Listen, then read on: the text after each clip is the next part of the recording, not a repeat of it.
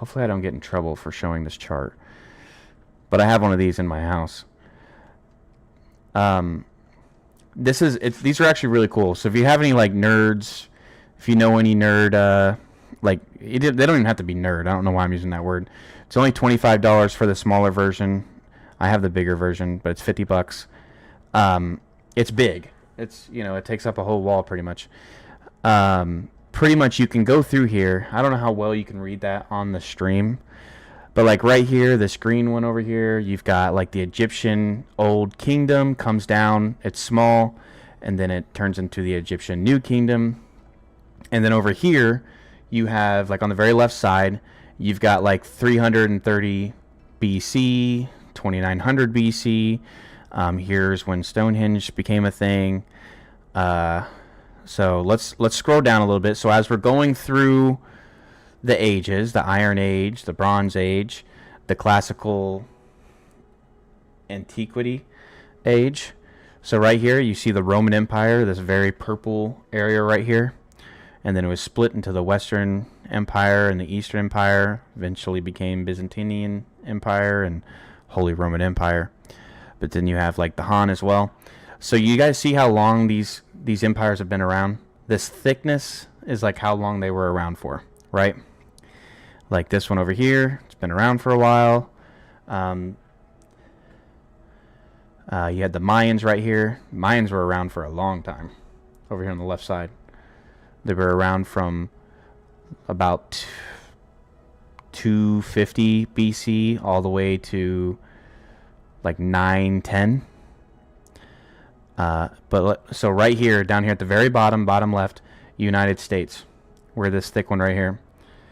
And we're getting to that part where a lot of empires eventually fail.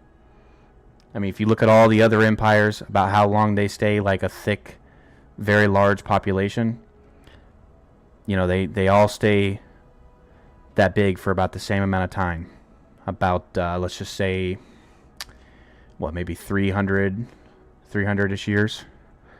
300, 400 years? A lot of them do that. And look, you even got the British Empire here. So they were the British Empire since the 1600s to the 1950s, 1940s. And then they went to the United Kingdom. So they broke down. They weren't as big, pretty much. And that's how they identify how big it is. So anyways, and you can see here, before we became the United States, you probably can't read any of this. British colonies is what that says. And this is in the 2000s. We really have to understand that a lot of people don't get this because you're just raised in this world where nothing can go wrong. But people have to understand that empires bigger than us, stronger than us, were doing things better than us, they were innovating in a more difficult time to innovate such things. They ended as well. So it's not like we just have this unlimited armor to never fail, and our country just gets invaded. People have to really start realizing that there could be a day where everything we know, everything that we understand could go away if we don't just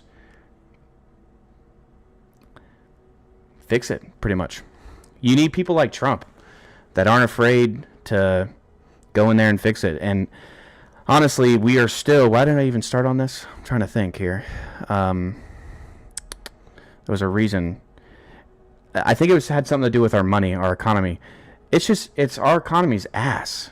It's ass. We need to get to a point where we are no longer going more into debt. Our debt is already really high. The interest that we're paying is going to be difficult to overcome on its own. What will happen is we will go into... The dollar will fail. If we get too far, the dollar will fail. People won't trust in the dollar anymore. There's nothing backing the dollar. We'll have to go to crypto or something, like a lot of these other third world countries have done. Let me go ahead and read some of your guys' messages. Let's get on something. But anyways, definitely get one of these guys. They're only $50. I love this chart. I look at it all the time, reading into it. I don't know how well it's popping up on your screen, but it's really cool. It's at usefulcharts.com. Definitely check it out. All right, let's go back over to